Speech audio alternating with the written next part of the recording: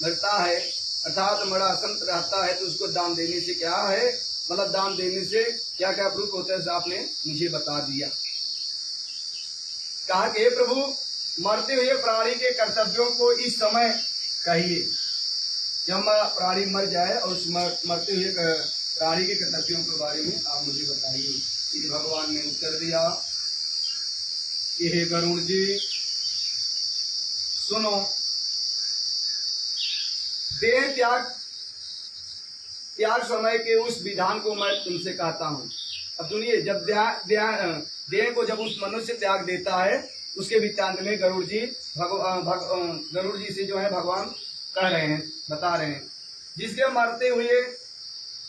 मरे हुए मनुष्य सदगत को प्राप्त करता है। जब मनुष्य मर जाते हैं तो उसके सदगत कैसे प्राप्त होता है, शिव से। संसार में जब देही कर्म वश अपने शरीर को त्याग कर अवसर जाने उस समय तुलसी के समीप गोबर का मंडप बनवाएं। जब आदमी जाए उसके बाद उसके समीप क्या करना चाहिए, गोबर से, गाय के गोबर से और तुलसी के जो है मंडप बना करके बनवाएं। उसमें तिल को फैलाकर कुछ डालें, फिर श्वेत आसन पर शालिग्राम शिला का स्थापित करें। मतलब उदाहरण, जब मरणासन हो जाए, मरने उसके विधान करना चाहिए।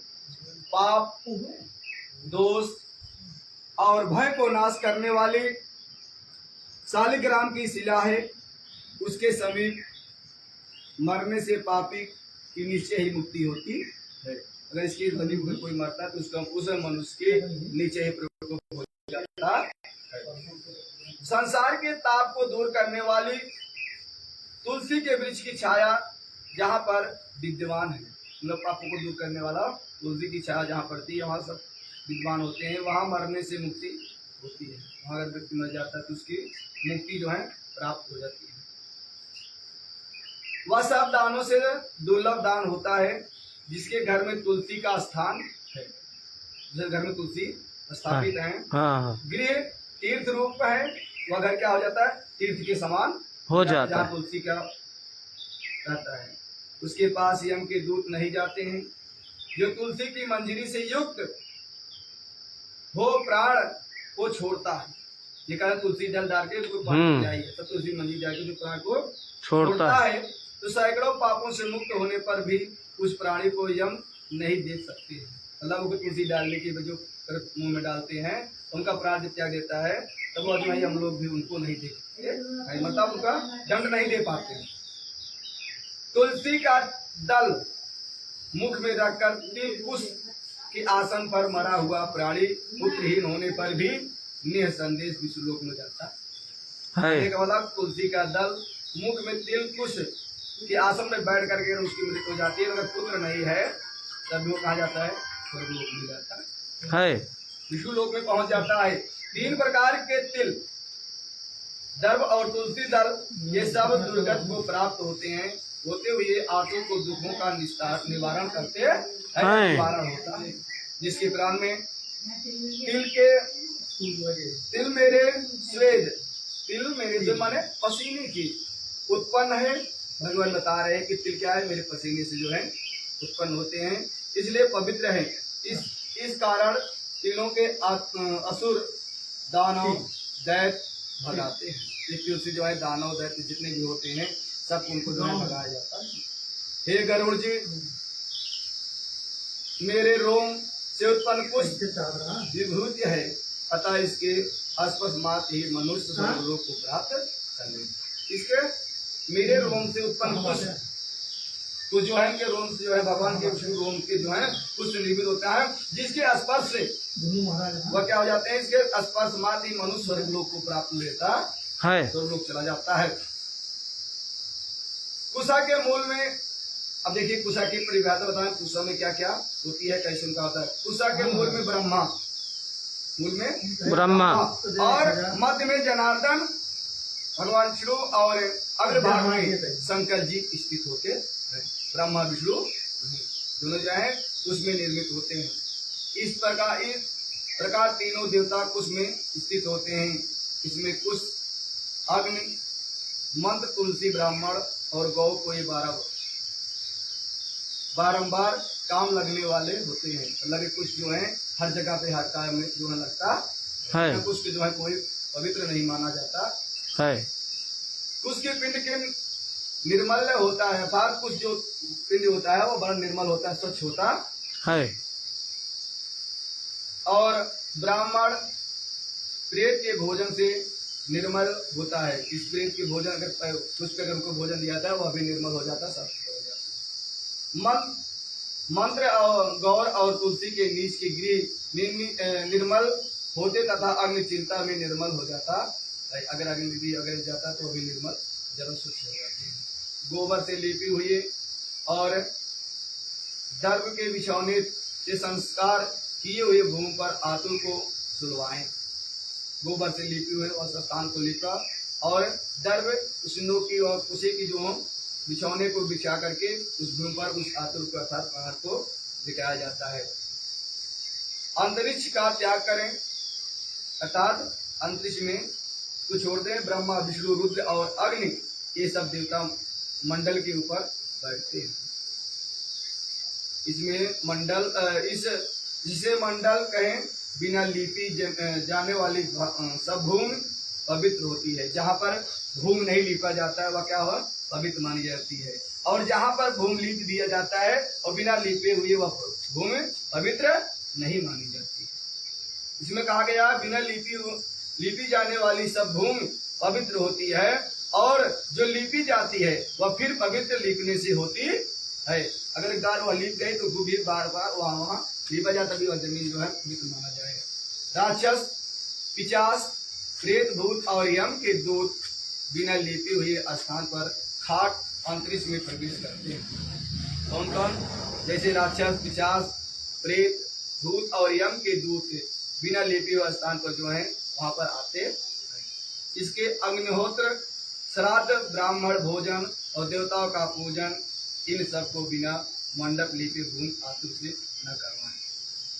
इसके जैसे अगर अग्निहोत्र है, अग्नि हवन करना है, श्राद्ध करना है, ब्राह्मण को भोजन करवाना है और देवता का पूजन करना है, ये सब क्या किया जाता है, वहाँ उस जगह को लिपा जाता है। जिसे कथा हुआ, कहीं पूजा पाठ हुआ, उस स्थान को लिपना चाहिए और उसको लिपना चाहिए। इसके पश्चात उस आतुर को लिपी हुई भूमि पे सुलाकर उसमें मुख में स्वर्ण और रत्न डालें। जिमिनी बिटाओ और उसमें जब लिटाने के बाद क्या करना चाहिए, सुलाकर उसके मुख में स्वर्ण या रत्न डालें, जो का भी कुछ न कुछ इनके मुंह में डाल दे।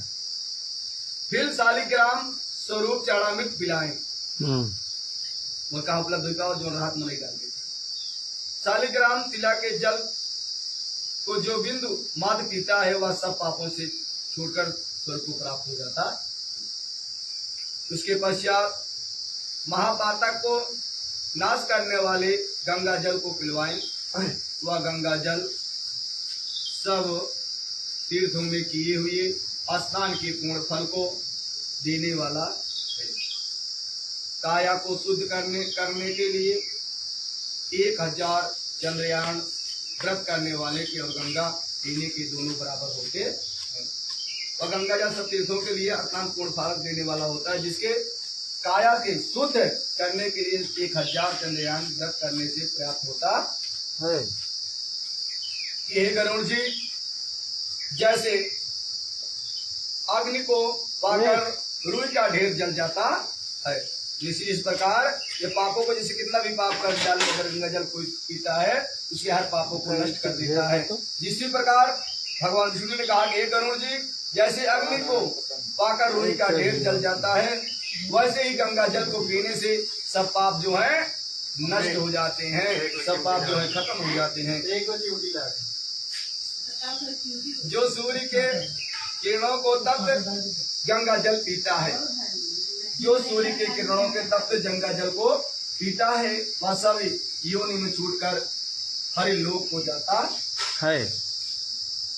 नदियों के जल में स्नान करने से मनुष्य पवित्र होता है। इस जल पे नदियों में स्नान करने से मनुष्य जो है पवित्र होता है, किंतु गंगा जी का दर्शन, स्पर्श, पान और गंगा यम नाम कहने से ही मनुष्य पवित्र हो जाता है। अगर नहीं जाता गंगा जी नहाए, उनको गंगा स्पर्श कर लीजिए, अर्थात उनको छू लीजिएगा। छू लीजिए। और पान करने से, पीने से और उनका नाम लेने से मनुष्य भी तब भी वो जो है पवित्र माना जाता है या पवित्र हो जाता है। गंगा जल का सैकड़ों हजारों अपवित्र पुरुषों को पवित्र करती है। इस संसार में तरने वाले उसी जल को पिए, उसी जल को, गंगा जल को जो है जरूर आपको पीना चाहिए। चलो भाग ये खुद अब देखिए उसको जो है पीना चाहिए जिसके हम उसको प्राप्त हो जाता है। जो पुरुष कंठ में आए हुए प्राणों के समय भी गंगा जल ऐसा कहता है, मतलब अगर कोई प्राण कंठ में आ जाए उसको गंगा जल जब मांगने लगे तो वह मरने पर विष्णुपुर को जाता है। अगर गंगा जल उसके कंठ में चला जाए वो कहा जाता है विष्णु लोक में चला जाता है और पृथ्वी पर फिर नहीं उत्पन्न होता है।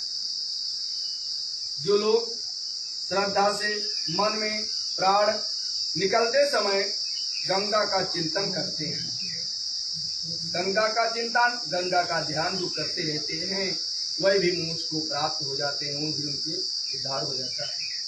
अतः गंगा जी का ध्यान करने और उन्हें नमस्कार करें, गंगा जल पिए, उसके पश्चात मोक्ष देने वाली श्री मद्भागवत की कथा सुने। इन सबको जो है गंगा जल की पूछ करें और उनकी भागवत कथा को सुनना चाहिए। श्रीमद् भागवत का एक श्लोक अथवा चौपाई श्लोक अंत समय में जो पढ़ता है वह ब्रह्मलोक को कभी नहीं। वेद तथा उपनिषद के पाठ से और शिव तथा विष्णु के स्रोत से जो ब्राह्मण क्षत्रिय और वैश्य, ब्राह्मण क्षत्रिय और वैश्य की मुक्ति होती है। हे गरुड़ जी, हे गरुड़ जी, प्राणों की यात्रा के समय अनशन करें और विरक्त दुष्मान पे आतुर संन्यास जीवन का पुराण करे। कंठ में आए हुए प्राणों के समय, कंठ में आए हुए प्राणों के समय मैंने संन्यास लिया है ऐसा कहा है। मतलब वहां बनाए जब कंठ में आ जाए ऐसा विचार करना चाहिए कि मैं क्यों हूँ, मेरा संन्यास लिया है ऐसा कहना चाहिए। वह मरकर विष्णु लोक को जाता है। कहाँ जाता है? विष्णु लोक को जाता है। पृथ्वी में फिर उत्पन्न नहीं होता है। इस प्रकार आतुर कार्य किए हुए धर्मात्मा पुरुष को प्राण ऊपर ही छिद्र द्वारा सुख को निकल जाता है। देखिए कहाँ से निकलते हैं? जैसे आँख, मुख, नाक और दोनों कान से 7 द्वार होकर सुकृत लोग जाते हैं। जो अच्छे काम करते हैं उनकी आँख से, मुख से और नाक से दोनों से जो है वह निकल जाते हैं, सुकृत हो जाते हैं और प्राण को त्याग देते हैं। और योगी लोग तालु के छिद्र से, योगी लोग माने सन्यासी लोग क्या करते हैं? तालु के छिद्र से प्राण छोड़ते हैं। तलुए के छिद्र से जो है तो उस तलुए से जो है उनका प्राण त्याग देते हैं। अपान वायु से मिले हुए प्राण इस शरीर के जब अलग होते हैं, मतलब जब यह प्राण को त्याग देते हैं और चले जाते हैं तब वायु में सूर्य पुतल से निकल जाता है। पुतल एक पुतले की समान जो है वह निकल जाता है, चला जाता है। इस प्रकार काल से अपन अहित शरीर निराधार वृक्ष के समान ईश्वर की रूपी वायु में निकलकर गिर जाता है। निराधार, जिसे किसी वृक्ष का कोई आधार नहीं होता है और वह जब आंधी बौखा आता है पेड़ जब क्या करते हैं वह गिर जाता है और गिरने के बाद उसी प्रकार प्राणी जब सूक्ष्म हो जाता है तो मर के जब भगवान के शरण में जाता है वहीं जाकर के गिर जाता है, असमर्थ हो जाता है। और उसके जाने के बाद वह जब गिर जाता है शरीर प्राणों के छूटने पर चेष्टाहीन, जब शरीर छूट जाती है मर जाता है तो चेष्टाहीन हो जाता है और युगित अग्नि शीघ्र ही दुर्गंध युक्त निदित हो जाता है। जब आदमी मर जाता है और मरने के बाद कहते हैं भैया इनके दुर्गंध आने लगी। जब सांस आता तब तक शरीर में कुछ नहीं है। शरीर का नाम क्या है? शरीर। ये सड़ा हुआ ना। अगर जब प्राण निकल जाती है तो शरीर क्या दुर्गंध आने लगती है। अनेक प्रकार के जो है दुर्गंध उत्पन्न होने लगती है और निंदित होने लगती है, भाई इनको ले चलो नहीं तो सड़ने लगेंगे। हाँ। शरीर की अवस्था क्रीम, विष्ठा और भस्म रूप में 3 प्रकार की होती है। शरीर की अवस्था में क्रीम, विष्ठा और भस्म रूप ये 3 प्रकार की होती है और तीनों को जो है वह उनको जला देते हैं, विस्मित कर देते हैं। वह क्षण बिंदवास होने से शरीर में मनुष्य द्वारा क्यों गर्व किया जाता है? क्योंकि क्यों मनुष्य हम गर्व करते हैं कि मैं मनुष्य मानव हूँ? मानव नहीं है।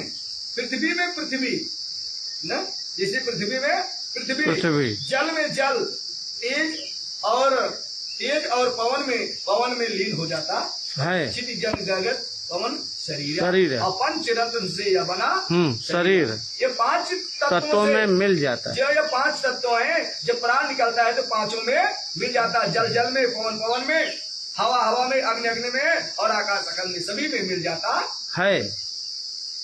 और वैसे ही आकाश में आकाश लीन हो जाता है। वह आकाश सर्वव्यापी और शिवरूपी। जब आकाश में जाता है क्या है? सर्वव्यापी है। देखिए आकाश क्या है? भगवान रूपी है। ये सबको जो है छान लिए हैं। जिस रूपी नित्य ही मुक्त होता है, जगत के साथ ही रूप अंजन्मा अमर तथा आत्मा देह में स्थिर होती है। कहने का मतलब जो यह नित्य जगत का साथी, जगत माने संसार का साथी जो है, रूप अजन्मा अमर तथा आत्मा देह में स्थिर होता है। इंद्रियों से मुक्त जीव शब्द और आदि विषयों से घिरा होता है। इंद्रिया जो शरीर की होती है ना, एक युक्त जीव क्या है? ये आपके अंदर जो मनुष्यों के अंदर जो जीव होता है वो अनेक प्रकार विषयों से, उनके मोह माया प्रेम संबंध हर चीजें से जो है वह जुड़ा रहता है और जुड़ने के कारण विषयों से घिरा हुआ काम क्रोध आदि कर्म रूपी कोष को युक्त होता है। उनके अंदर अनेक प्रकार की लालसा, अनेक प्रकार के क्रोध, अनेक प्रकार के लगे रहते हैं। पूर्ण और वासना से युक्त होकर अपने कर्म द्वारा बनाए हुए नवीन देह में प्रवेश करता है। अपने बनाए हुए, अपने कर्म के बनाए हुए नवीन नवीन माने नए देह में जब वह प्रवेश करता है, जब जाता है, जैसे घर के जल जाने पर गृह दूसरे घर में प्रवेश करता है। इस प्रकार अगर घर जल गया है और घर जल गया है मतलब नष्ट हो गया, गिर गया है, तो उसी प्रकार गृह माने गिर का स्वामी अर्थात जो घर में रहता है, अगर वो घर नष्ट हो गया दूसरा घर बनवाए, दूसरे घर में रहना है। उसी प्रकार यह आत्मा जो है जब निकल जाता है दूसरे घर के लिए, दूसरे के लिए जो वहाँ खोजता है और दूसरे के प्रवेश करने के लिए जाता है। इतनी बात सुन करके गृह दूसरे घर में प्रवेश करता है, तब इंद्रिणी जाल में माला वाले विमान को चलाने हुए चमड़ों से शोभित देवताओं की दूत आते हैं। मतलब जब वहाँ प्रवेश करता है, माला वाले विमान चलाते हुए चमड़ों को शोभित, अतः उनके चमड़े जो हैं वैसे आते हैं, जाती है और कहते हैं कि आप इसे देवताओं के दूत आते हैं। धर्म के जानने वाले पंडित, धर्म को जानने वाले पंडित, और धर्मात्मा को सदा प्यार करने वाले देवता के दूत कृत्य प्राणी से विमान में बैठाकर स्वर्गलोक में जाते हैं। अर्थात जब यह आत्मा आते हैं तो चमड़े रूपी विमान लेकर के ले आते हैं। जो धर्म का काम करे रहता है, जो पुण्य का काम किया रहता है, उसको यमदूत लोग उसे विमान में बैठा करके अपने साथ बैठाकर स्वर्ग लोक को ले जाते हैं। सुंदर दिव्य देहधारी वह पुरुष देवता का रूप धारण करता है। मतलब जब वहां जाता है, स्वर्ग लोक में जाता है, वह पुरुष मनुष्य प्राणी सुंदर दिव्य देहधारी वह पुरुष देवता का रूप धारण करता है। वह महापुरुष दान के प्रताप से निर्मल वस्त्र तथा माला, मतलब क्या करता है? प्रताप से, भगवान के प्रताप से, और प्रताप से निर्मल वस्त्र, मतलब निर्मल साफ सुथरा, साफ सुथरा वस्त्र तथा माला रत्न जटित आभरणों से युक्त देवताओं का पूज्यमान हो स्वर्ग में निवास करता है। मतलब इतने की बात जो है उसमें जाकर के स्वर्ग में निवास करता है। इति गरुड़ पुराते सरोद्वारे प्रियानुप्रकृत्या निरूपणम् नामानो नमोऽध्याय समाप्तः श्रीवन्ना नारायण नारायण नारायण लक्ष्मी नारायण नारायण नारायण नारायण नारायण नारायण लक्ष्मी नारायण नारायण नारायण नारायण नारायण नारायण नारायण नारायण नारायण। भगवान ने तो आगे बताते हुए 10वें पाठ के बताते हैं कि हे गरुड़ जी, पूछते हैं, गरुड़ जी ने पूछे, हे प्रभु, सुकृतिया की दाह क्रिया का विमान बताइए। मतलब जो विमान पे कैसे जाते हैं और कैसा उनका कार्य होता है, कृपा करके मुझे आप बताइए। गरुड़ जी भगवान विष्णु से पूछते हैं। यदि उसकी स्त्री सती हो, मतलब विमान कहते आते हैं कि यदि उसकी स्त्री सती हो तो उसकी महिमा भी कहिए। 10वां चालू। 10वां चालू। तो अदर कहने का मतलब जैसे किसी का मर गया है, उस स्त्री जो सती होती है उसकी महिमा बताइए आप, उसका कैसे उद्धार होगा और कैसे उसका बेड़ा पार होगा। तो श्री भगवान कहते हैं कि हे गरुड़ सुनिए। भगवान विष्णु ने कहा कि हे गरुड़ जी, मैं सती होने के स्त्रियों के बारे में बता रहा। उधर देह कि वह सब विध कहता हूँ, अर्थात जो सती हो जाती है वह कह रहा हूँ, जिस विध को करके पुत्र और पौत्र पितृ ऋण से छूट जाते हैं, अर्थात सभी ऋणों से जो है वह मुक्त हो जाते। पिता के ऋण से, पुत्र के ऋण से, पौत्र के ऋण से और सभी ऋणों से जो है मुक्त हो जाते हैं। वह बहुत दान देने से क्या है, मतलब कुछ दान क्या देने से क्या फायदा वह बता रहे हैं। केवल ध्यान देंगे कि केवल माता पिता की अतिशिष्ट क्रिया करने से पुत्र अग्निहोत्री यज्ञ के समान फल पाता है। देखिए यहाँ बताया गया है, जो पिता का कर्म करता है, औद्योगिक कर्म करता है, पिंडा संस्कार इत्यादि चीजें जो करता है, उनके नियमों का, सनातन धर्म के नियमों का पालन करता हुआ अपने पिता का अंतिम संस्कार करता है, वह क्या हो जाता है, समस्त अग्निहोत्री मतलब 8 होने के प्रकार जो है यज्ञ के समान वह फल को प्राप्त करता है। माता या पिता के मरने के बाद शोक का त्याग सब प्राणी को शांत करना चाहिए। जैसे माता पिता किसी खत्म हो गए हैं, शोक का त्याग कर, शोक का त्याग कर सब पापों को शांति के लिए सब भाइयों के साथ पुत्र को मुंडन करवाना चाहिए। मतलब शोक संध्या कह के जब उनका रात के दिन आया तो हाथ तक सभी को मुंडन करना चाहिए, मुंडन उड़वाना चाहिए। पुत्र को माता पिता के मरने पर जो मुंडन नहीं करवाता है ना, कहीं क्या करे मुंडन करवाए की, आजकल बार रखे यहाँ सब लोग मुंडन करे कहीं इससे बार खाता काटता बस सूर्य लग गई जा, मुंडन नहीं कराता है। और संसार रूपी समुद्र के तैरने वाला पुत्र कैसे जाना जा सकता है, मतलब कैसे आपने अपने पिताजी का, अपने माताजी का श्राद्ध किया है या उनका कर्म किया है, इसलिए पुत्रों को मुंडन अवश्य करवाना चाहिए। लेकिन कोई कराने, लेकिन पुत्र को जरूर मुंडन करवाना चाहिए।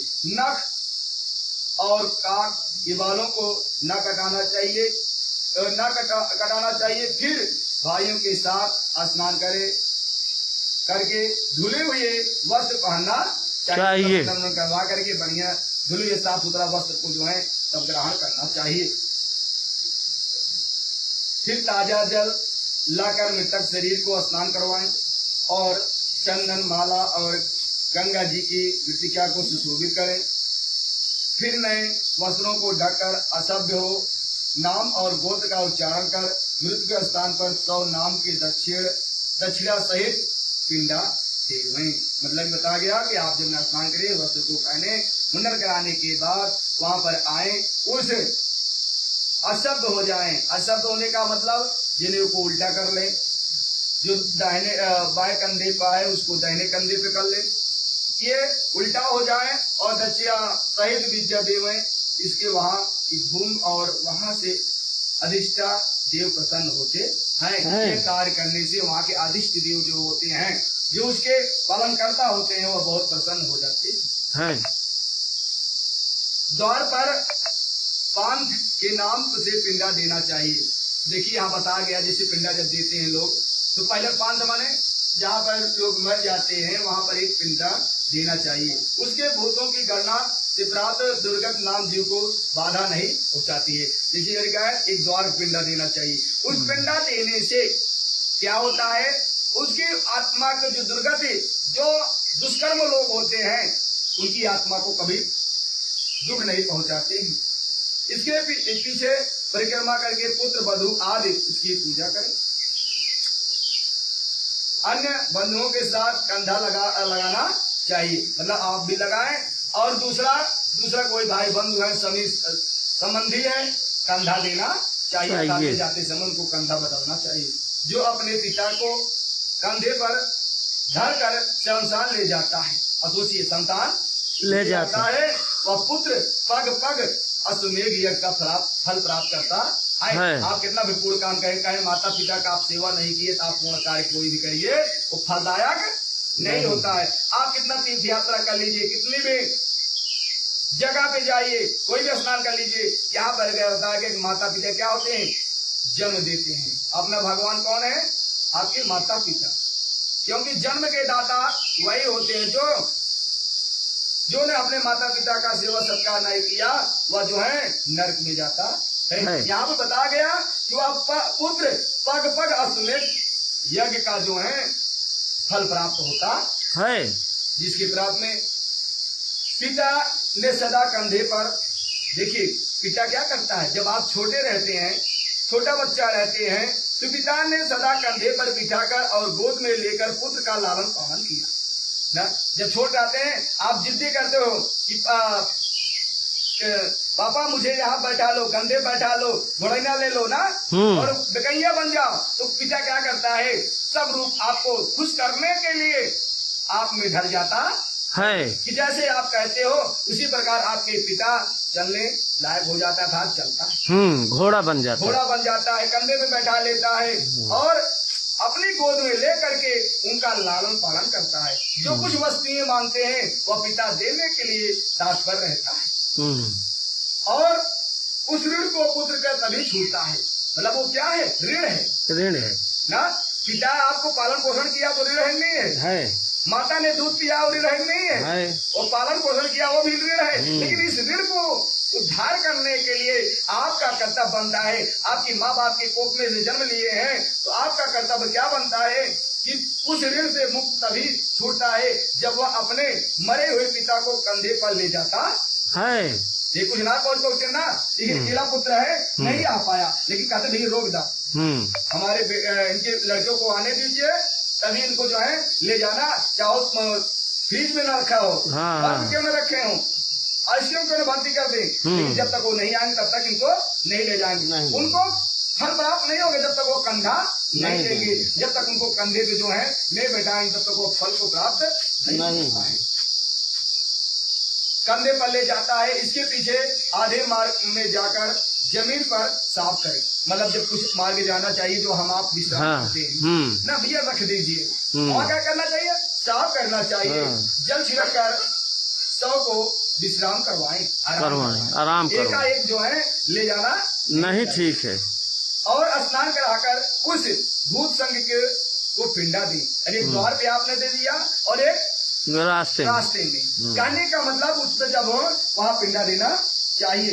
इसके इससे 50 राक्षस और यज्ञ आदि जो सब दिशाओं में स्थिर होते हैं, मतलब जो सभी दिशाओं 50 है भूत प्रेत है, वो क्या करते हैं, उस पिंड को खाते हैं। वह उस होम करके दिशाओं में स्थित है, वो उस होम करके योग्य शरीर को अशुद्ध नहीं कर सकते हैं, मतलब उस शरीर को अगर पवित्र है तो अशुद्ध नहीं कर सकते हैं। ऐसे में फिर शमशान में ले जाकर उस उत्तर मुख स्थापित करें। इसके उत्तर मुख मतलब उत्तर के मुख में करके उनको स्थापित करें। वहां शरीर पर जलाने पर के लिए स्थान साफ करें, अर्थात जहाँ पर शरीर जलाए वहां पर साफ करना चाहिए। पहले उस गोम को झाड़ कर गोबर में लिपवाएं, उस पर वेदी बनवाएं, उसके नाम के अंगूठे से द्वार 3 रेखाएं करें और उसी क्रम से रेखा में से मिट्टी निकाल कर जल को छिड़कें। मतलब जब आप बनाइए, ऐसी शिविर दिया गया है कि जब वहाँ मरघट में ले जाओ जहाँ जलाया जाता है, शमशान में ले जाओ, तो शमशान में सब पहले उसको वेदी बनाइए अर्थात बालू से मूछ करिए और बालू से मूछ करके वहाँ पे 3 रेखाएं बनाइए। 3 रेखाएं बना करके उस मिट्टी को थोड़ा थोड़ा 3 रेखाओं से मिट्टी निकाल करके और उसको अलग जो है फेंक दें। और फेंकने के बाद क्या होता है, उसमें भी करें विधि पूर्वक अग्नि स्थापित करें। अभी सब ऊपर पूजन करके अग्नि का स्थापन करें। पुष्प अक्षतों को क्रम संज्ञा देवता का पूजन करें। लोभव्य स्वाहा और तभ्यव्य स्वाहा और मध्यव्य स्वाहा इति अमुक वेदों का विधिवत पूर्वक होम करें। फिर प्रार्थना करें, तुम भूतों के पालक और जगत की योनि हो। मतलब उनसे क्या करें, ऐसा विधि करने के बाद उनसे ये प्रार्थना करें कि तुम बुद्धियों के पालक हो, इसलिए मरे हुए संसारिक जीव को स्वर्ग में भेजो। और जितने भी मरे हुए हैं सभी को जो है आप संसार में भेज दो अर्थात स्वर्ग में भेज दो। इस प्रकार अग्नि की प्रार्थना करके वहां चंदन, तुलसी, ढाक और पीपल का लकड़ी से चिता बनवाए। अब इसमें दिया गया है किसके, जैसे कहते हैं आमक लकड़ी चाहिए, लेकिन इन्हें दिया गया है क्या, चंदन, तुलसी, ढाक और पीपल की लकड़ी लगा करके वहाँ अग्नि लगाना चाहिए, चिता बनाना चाहिए। उस चिता पर मुर्दों को रखकर उस प्रेत के नाम से 100 के हाथ को पिंडा दे। चिता लगाए तो 100 के हाथ पर जो है पिंडा देना चाहिए। चिता छोड़ने के बाद प्रेत संज्ञा होती है। इस प्रेत कर्म के जाने वाले कोई साधक नाम से, मृतक के नाम से अथवा प्रेत के नाम से चिता पर पिंडा देते हैं। कोई इसे नाम से लेता है, कोई प्रेत या मृतक का नाम लेता है, अर्थात कोई मृतक का नाम लेता है, ये नाम लेकर के पिंडा देते हैं। इस प्रकार 5 पिंडों से 100 में आहुत पाने से योग्यता होती है। कितने पिंडा? 5। उस समय जो है कुल मिला करके 5 पिंडा होता है। एक यहाँ हो गया, एक रास्ते में हो गया और एक जहाँ आप लाते हैं वहाँ हो गया और एक हथेली को हो जाता है जब मरघट चिता लगाते हैं और एक फिर देते हैं। 2 पिंडा जो है वहाँ दिया जाता है। कुल मिलाकर के 5 पिंडे होते हैं और 5 पिंडे देने के बाद पाने से योग्यता होती है। ऐसा न करने से पूर्वोत्तर राक्षसी विघ्न करते हैं। अगर ऐसा कोई नहीं करता है तो राक्षसी लोग जो हैं उनमें विघ्न उत्पन्न करते हैं अर्थात उत्तेजना करते हैं, प्रकट करते हैं। प्रेत के लिए पिंड देकर तिन्हें सरपत, तिन्हें माने सरपत क्या करें, आदि में अग्नि लेकर पुत्र अग्नि देवें। किसे अग्नि दिया जाता है?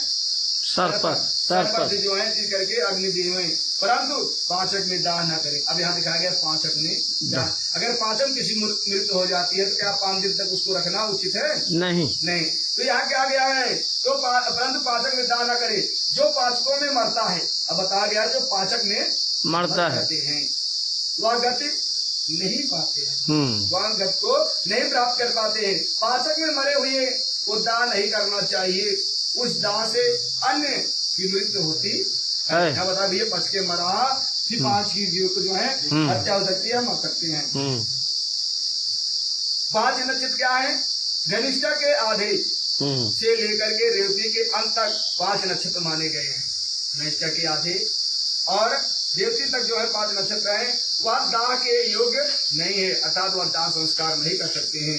यदि दाह करें तो अशुभ होता है अर्थात इसमें दाह नहीं करना चाहिए। इसके पूर्वज 5 नक्षत्रों में मरे हुए मरने से उस घर में हानि होती है अथवा उसके पुत्र या गोत्र वाले में कुछ विघ्न होता है। अगर जो पाचक जो दाह संस्कार करता है गोत्र में अर्थात उसके भाई बंधुओं में, उसके रिश्तेदार में जो भी उनके गोत्र होते हैं, उनके संगी संबंधी होते हैं, कुछ न कुछ विघ्न उत्पन्न होता है। अथवा इन नक्षत्रों में दान करना ही तो विधि पूर्वक करें। अगर बाई चांस दाह करना है, संस्कार करना है तो विधि पूर्वक उनका करना चाहिए